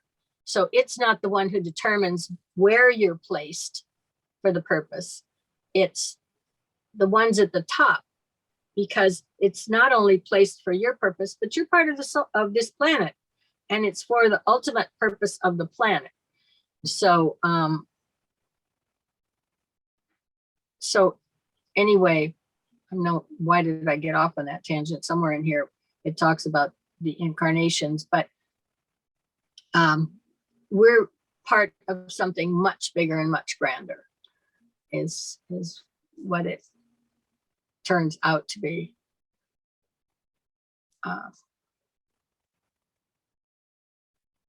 So where am I at now? The ignorant and the wise, is that right? Oh, okay. Oh, I'm way down. Is that right, Miss? We are. No, I think we're starting at the paragraph before, right? I have purposely Oh, I chosen. have purpose. Yeah. Yeah. Okay. I have purposely chosen to begin with the undefinable and unrecognized. The soul is as yet an unknown quality. And so we're not that far from having the ability to be aware of it when we look at that chart, but we're not, most people are not there yet. It has no real place in the theories of the academic and scientific investigators, although I do have a copy of an article somewhere where somebody came out and said there's a possibility that it can exist, who is in some scientific realm. It is unproven and unregarded by even the more open-minded of academicians as possible hypotheses, but lacking demonstration. It is not accepted as a fact in the consciousness of the race. Only 2 groups of people accept it as a fact: the gullible, undeveloped, childlike person who, brought up on a scripture of the world and being religiously inclined, accepts the postulates of religion, such as soul, God, immortality, without questioning. The other is that small but steadily growing band of knowers of God and the reality, who know the soul to be a fact in their own experience, but are unable to prove its existence satisfactorily to man, who admits only that which the concrete mind can grasp, analyze, criticize, and test. The ignorant and the wise meet on common ground, as extremes always do. In between are those who are neither totally ignorant nor intuitively wise. They are the mass of the educated people who have knowledge, not understanding, and who have yet to learn the distinction between that which can be grasped by the rational mind, that which can be seen by the mind's eye, and that which only the higher or the abstract mind can formulate and know. This ultimately merges in the intuition, which is the knowing faculty of the intelligent and practical mystic, who, relegating the emotional and feeling nature to its own place, uses the mind as a focusing point and looks out through the lens upon the world of the soul. So there we have talked about two different sublevels, or 2 different levels, of which there's the number of sublevels. The emotional, that's the astral plane. And the intelligence or the knowing, now you move up into the mental plane. And so what do you think about this material now that you are, I assume we got into it a little farther, Melissa, than you originally did. Right. I didn't get this far into it, but no, if a lot of it is stuff I'm like, yep. You know, like Yeah. I'm going through and I'm like, okay, you know, a lot of it is stuff that I remember kind of coming across through the years and have stored like somewhere back there. and again gets interrupted with what has been programmed, over the years. So, and not knowing that there was a place that this actually like all existed in one spot. It's kind of, you see things and you grasp things here and there. So to have it all kind of in one place and broken down a little bit more, it's a lot of information, but it makes sense. I know I'm going to go back and reread this over. It's a lot of information. It's a lot of information. And you're, like you said before, like, there are parts and you just like, you start picking up pieces. And then when you go back and reread something, you're like, wait, I didn't read that before. How did that get there? But it's, it's almost like putting a puzzle together for me, at this point, because it's all, I'm not going to say it's all new to me. But it is. No. That makes sense. Well, yeah, somebody's just put it down in more abstract terms than, and just clear, no bullshit terms. Yeah, exactly. And then it's a lot of what do you need? Hold on. Okay, baby, give me 1 second. It's a lot of using word like, I don't put it in the simplest, like using the word magic. If somebody were to see me reading this book, they'd be like, oh, you want to be a witch, right? You want to be right, exactly. And I had highlighted that it was somewhere in here about it, like meaning like the magic of the soul. Yeah, magic of the soul and the key thought. Right. So you want to be a white witch. Yeah, exactly. And so it just comes down to, again, a lot of what I've studied in school and marrying the two, science, religion, and just trying to think outside of the box.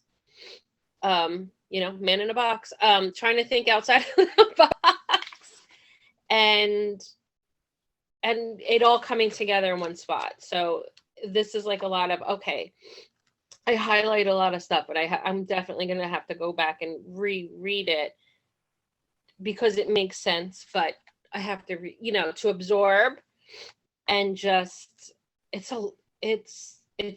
feels comfortable.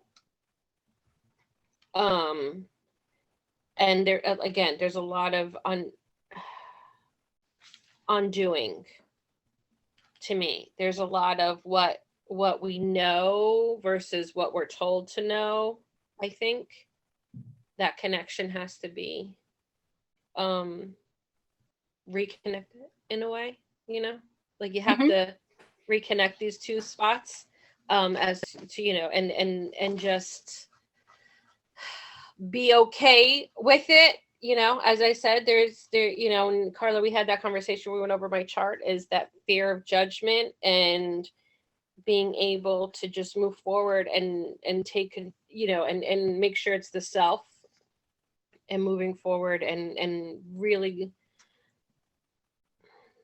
I don't know, I don't want to use the word learning, but being open to the new knowledge, I feel like everything has to be like, it's like we know it somewhere and it's just reopening the doors to it. Yeah, it takes time.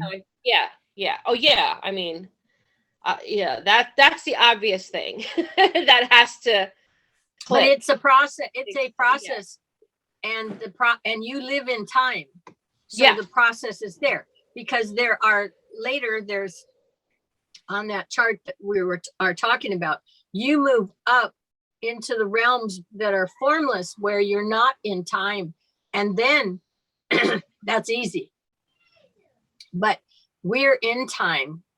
And we've built a world. It's got a positive and a negative. That's how this whole system really works. So if you're going to make an exchange, you're going to transfer one for the other. It takes time. Yeah. Literally, there's a physical process that takes time, no matter how fast. The only thing that evidently doesn't take time is these epiphanies the people who experience those things, for them, it's a whiz bang, and the impression that came is so strong in that compressed experience that they're changed forever afterwards. They don't go back to the way they were going forward. They have just jump shifted in some way. And so now they have another actually framework to live in, I think, because many of them say they understand everything is okay now. They understand that they are, let me use the term immortal for the sake of it, but in other words, and they're a light that's never going to be put out again, and that they don't worry like they did before. You know, they've literally had an energy shift at the same process, which once you get deeper into this, you start to learn what those energy shifts are. But for people starting to start working with this, and you've got a base that you've operated out of, yes, then it takes the time for the transference as things settle in and you come to be comfortable with this piece of information or that piece, and it fits. And in the reverse, I have found that when I want to really clean something or go through and get rid of stuff, I need to go through in layers. I'll go through, okay, this can go, this can go, this can go, this can go, no, that can't go, and so on. And then once that stuff's gone, then when I go back again, oh yeah, well, this can go now. In other words, the bonds, it's literally physical bonds. And when you got rid of that bunch, then this one wasn't so held in place. It no longer had the importance because it probably was attached to something that went first. But the point being, it's a time sequence. I couldn't have gone and just tossed all that the first time. Right. I had to toss part of it first, then those things next, and then probably something way back here no longer has that significance either.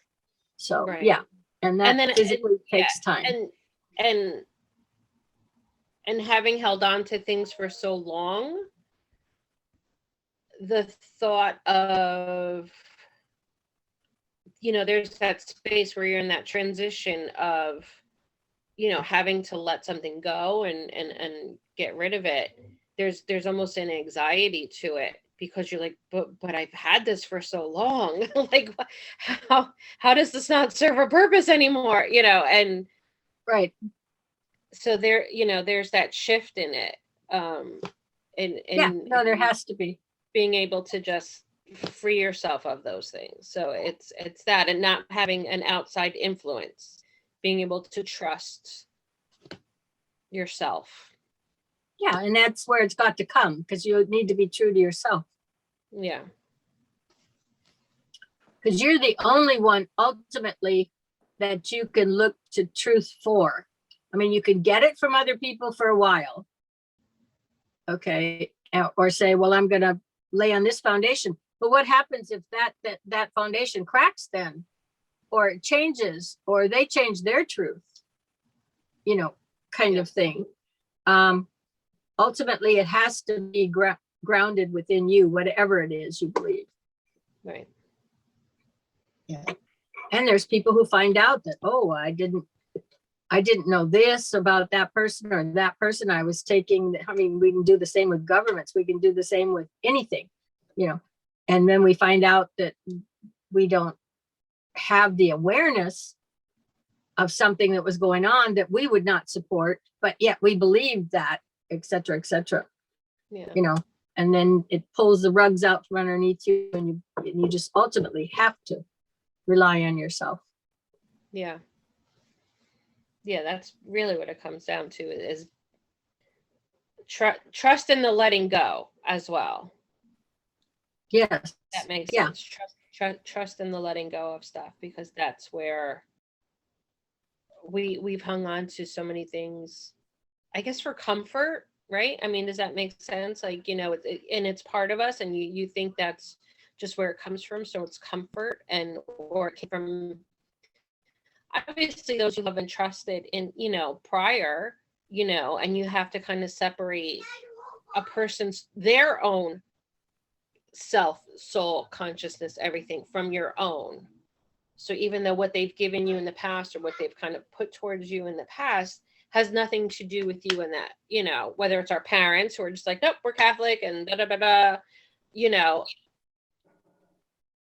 and not be like, well, why did you tell me this? But that's what their truth, that's what they believe, and that's their truth, and to them, or what they've been told or conditioned, what have you. So it's a lot of that. It's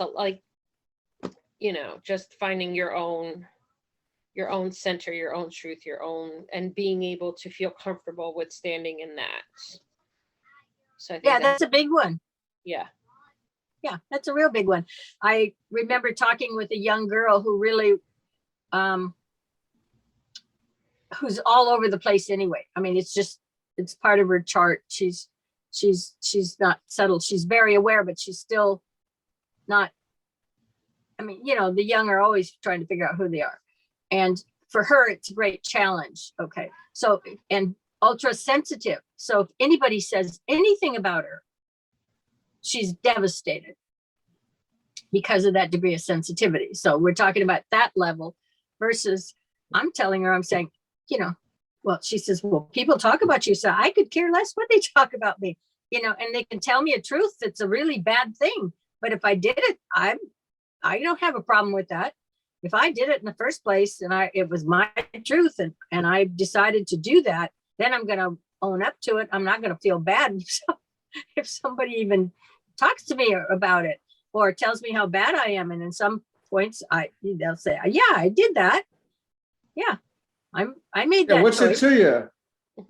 Yeah, because it doesn't bother me. I know who I am, why I did whatever I did, or why I stand where I stand. And I'm willing to have the truth stand out in the full light of day is really what it is.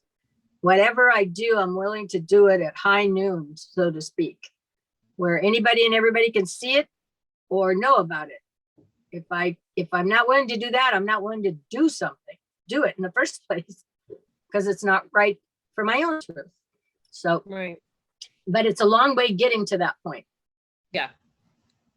Yeah. That's TMI there, Carla. What's that?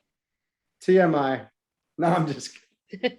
Oh, I don't know what that means, but No, anyway. Too much information. Oh. No, but that's where you want to go, is you want to go so you're so grounded within yourself. You know who you are. You know why you do things. You stand behind what you do.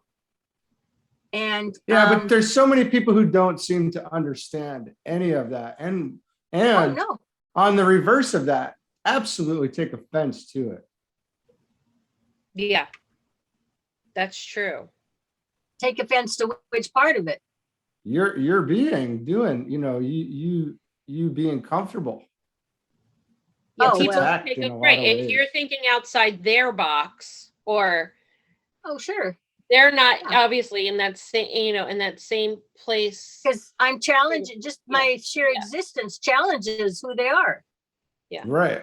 We're like Osho says, and I don't claim that to be like that. He just says, like, I'm an alarm clock. I'm here to wake you up. And he wants people to either love him or hate him. But he doesn't want anybody to not have an opinion either way. He wants you to, but he wants you to either love him or hate him. He's forcing you to take a stand. Right. On him. Yeah. Oh, well. Because he's living his truth. He's just living it. Yeah. Yeah. Well, for the most part, I don't run into that much. But when somebody comes along, and this little girl, I was trying to say to her, hey, I don't care what somebody says about me. It's probably true. Why, so because they're concerned, well, don't talk about somebody behind their back or something. And she's trying to tell me somebody's saying this or that. And I'm saying, don't matter. I don't care what they say. I can say whatever. I know what my truth is, and that's where I stand. But I don't necessarily need to challenge anybody else on it. I don't really care. Right. That's not my job, but it's some people. Yeah. But it's that process. But as you get to be able to deal with your own truth, you're strong. You get stronger and stronger. You know who you are. The message is offensive in a lot of ways. Huh? The message that this is offensive. It's offensive. Yeah, it's so far off of where of the norm, and sure, how little we actually, what we but I don't do go on out these there lower pounding planes people with it matter. either. Right. But it falls into the, like, how dare you not fall in line with everybody else? Right. Like, how dare you question? How dare you? And that's part of it, and Well, then let me come back this way. I don't question, I know. Yeah. That's even worse. Yeah. And right. It's and a so stone wall. Exactly. I got real comfortable when I figured out I don't know anything, and that when I go and I look at most other people, they don't know anything either. That's comforting in a lot of ways. Because that's the only way to really rationalize the whole thing. Like these conversations, like, oh, we're just doing this. Nobody really knows what the hell is going on anyway. So whatever. Well, and let me see, a thought just crossed my mind when you said that. But we don't have to challenge just because I take a given position on something. I don't have to challenge anybody else's position. They can have it, right. And part of that probably is being an astrologer. I know there's all these different personalities. I think we do pretty well. We've got 7-8 billion people on this planet. They're all running around with their little universe in their own head. Literally, they've got a little universe here, and they are the center of it. So you've got 7 or 8 billion people running around on this planet, the center of their own universe. And for that, I think we actually get along fairly well on this planet, because they all think they're right. Right. And they're not wrong. We get along really well. Right. But they're not wrong that they're right. No, they're not wrong. That's the point. For them, they're correct. Right. The real key is, if you can make room for all these other universes to exist and are consciously aware they are, and not have a problem with it, that's where we need to be as a humanity, is we got to give room to everybody else. Right. Like I said, one of the first things I do if I have a class is there are no bad signs, because there's a couple they want to nail every time, that are top of the list. And I just say, understand, first of all, there's no bad signs. And secondly, when you're criticizing everybody else out there in life, understand life is giving them, sustaining them in the same way it's sustaining you. So should you be questioning, life, the big L, whoever is up there, that we are using that life force, all these other people are being sustained. So maybe you should think twice before you want to execute them all. Yeah. All right. So you want to wrap it up for today, Carla? That was 2 hours. Probably. Yeah. Because I just wanted to know how because this is brand new information to you looking at this book. And I just was wondering how you were receiving it. But I think you said that there's a lot of it that's relatively comfortable. You're not going to throw the book in the fire and say, this is crap. No, I have to reread. Yeah. I got stuff, I highlighted stuff, I made notes, like, as we were talking. And then I'm like, all right, let me reread it. Well, the implications of those few pages that we read are absolutely astounding. Yeah. But it's probably something you will continue to read when you reread the other stuff. kind of thing. It's Yeah, not absolutely, because it feels correct.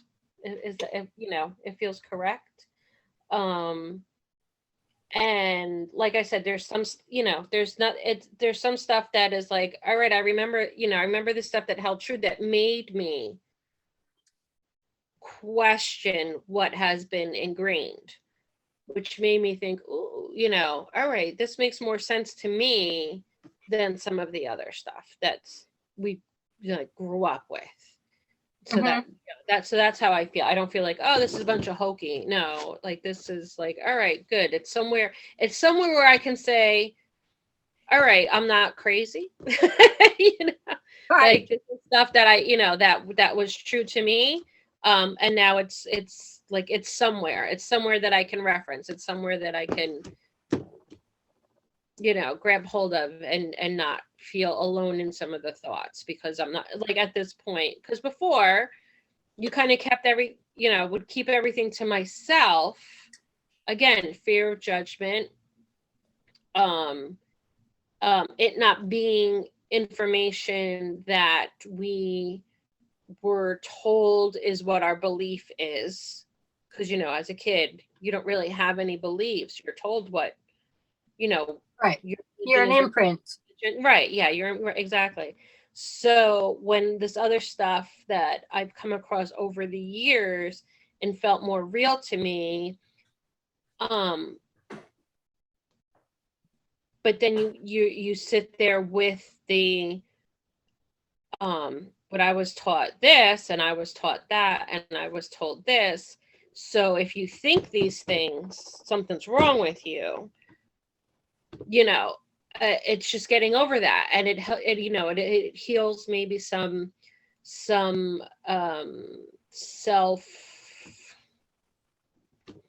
issues a person would have with their self. Yeah, self-doubt. Yeah, self-doubt and questioning yourself and your and like self-worth and all of that, and this gets rid of some of that. Yeah, definitely. So that's the crazy thing is, like Carla said, I think it comes around and then it happens again. Yes. So you go through that. Yes. You get through it, and then it comes around again. Yep. It's like, the hell, man, I just did this. Yeah.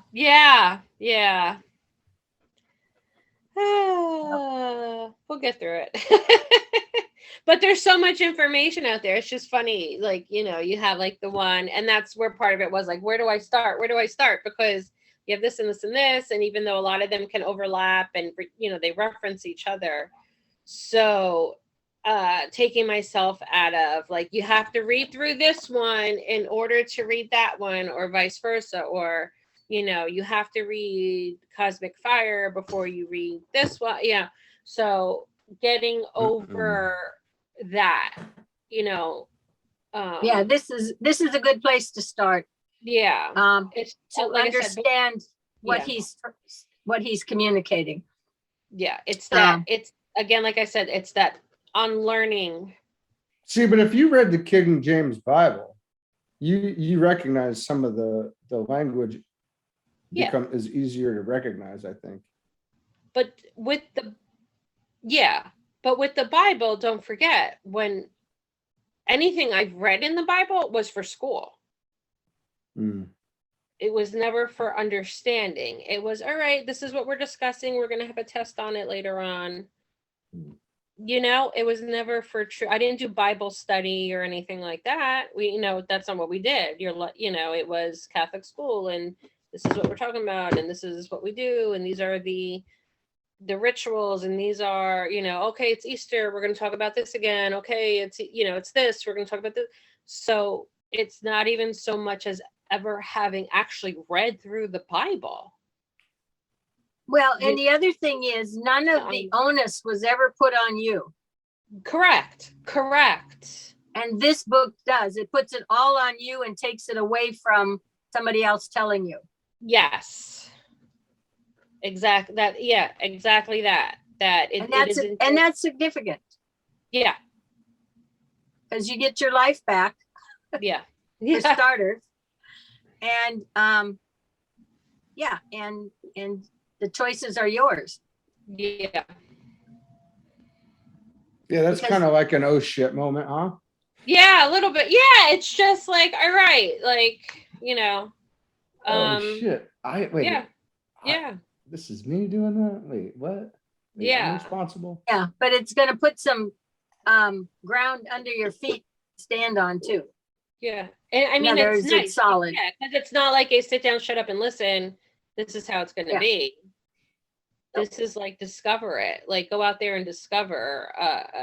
Look, question. Like it does. It puts the onus on you to find your own truth instead of like this is the truth. This is what you're going to learn. Memorize it. There's There going to ain't be none of that. I would be a complete failure if you asked me to regurgitate any of it. Not only that, he couldn't memorize it because his thoughts change every day. Depends what he's reading. Yeah. I got nothing going on. Yeah, it's strange. Yeah, I mean, you got Rumi over here, you got Deep K over there, and then you got somebody else up here, and that's every day. Yeah. Absolutely.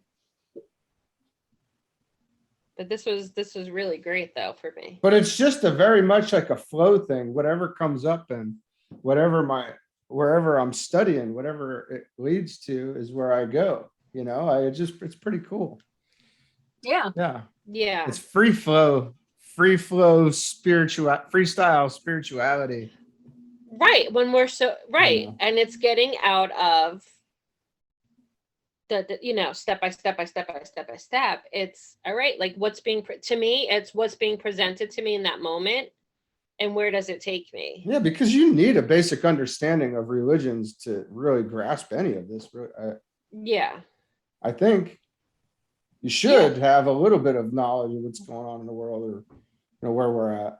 Right, what the differences are, but a lot of them, what are the similarities? And it's working with the similarities of all the religions. Or it will trigger you to go look at it.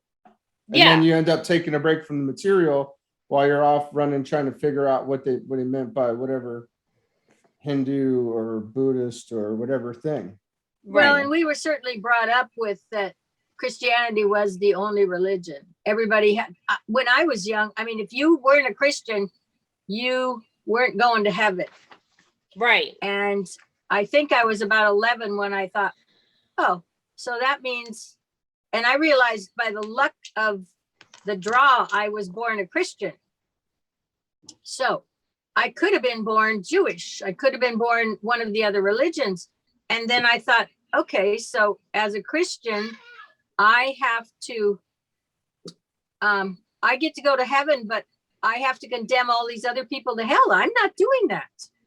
Yeah. In other words, at that point I said, no, I'm not buying into that they're condemned to go to hell because they happen to be born Jewish.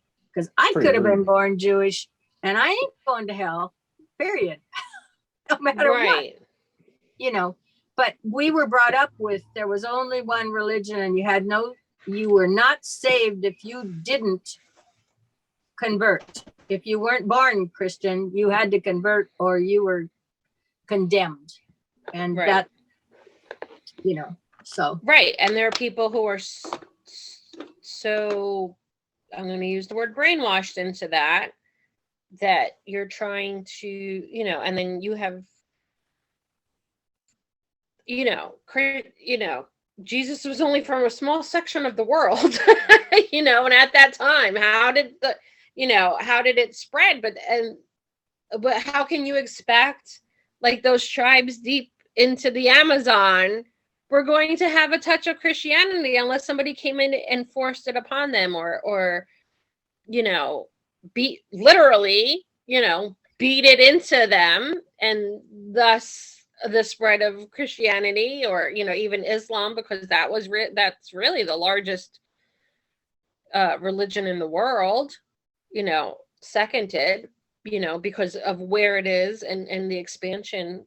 But a lot of that had to do with war and pushing their ideals onto us. Brilliant. And, brilliant way to get your ideas across. That's right. We're going to beat it right into you. Brilliant. Until you're like, okay, you know, beat you into submission. You must submit to this idealism. And then you just carry it on to avoid the pain of learning the truth. Because if you're not following this, it's going to be painful. Yeah. So, yeah.